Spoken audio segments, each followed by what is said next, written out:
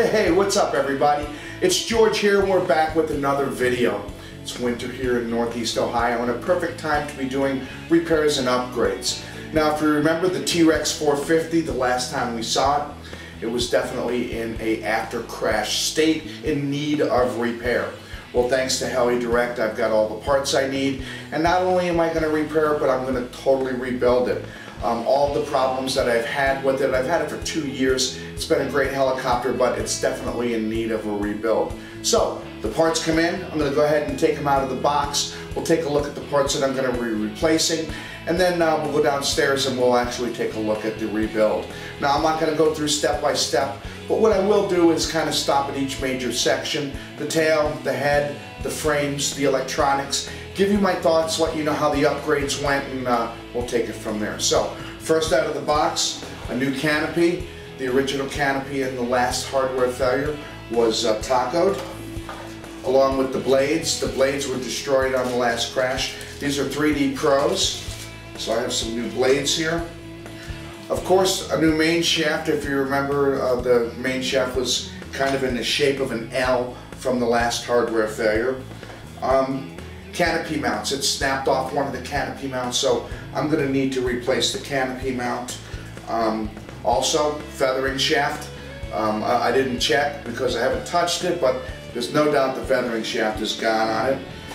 Another thing that I'm going to try is these are adjustable pitch links. You don't have to pop the ball link off and turn it. There's a turnbuckle on here and you can adjust your pitch just by turning the turnbuckle. I'm going to give these a try and I'll let you know what I think about these.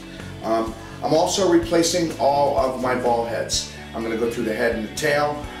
If they're 2 years old, they're definitely in need of replacement.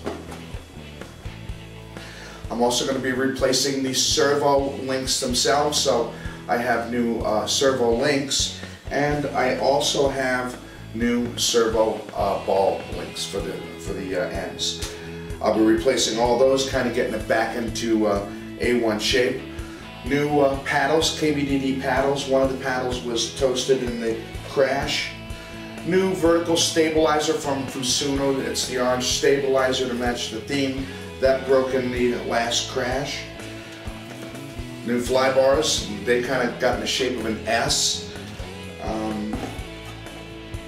New tail blades. We did have a little damage to one of the tail blades, and that's pretty much it to get the helicopter itself back up in pristine condition like it was brand new.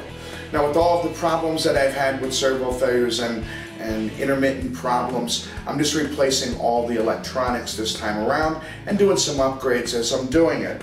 The first thing I'll be doing is this new Hyperion motor. That'll be replacing the stock Align motor.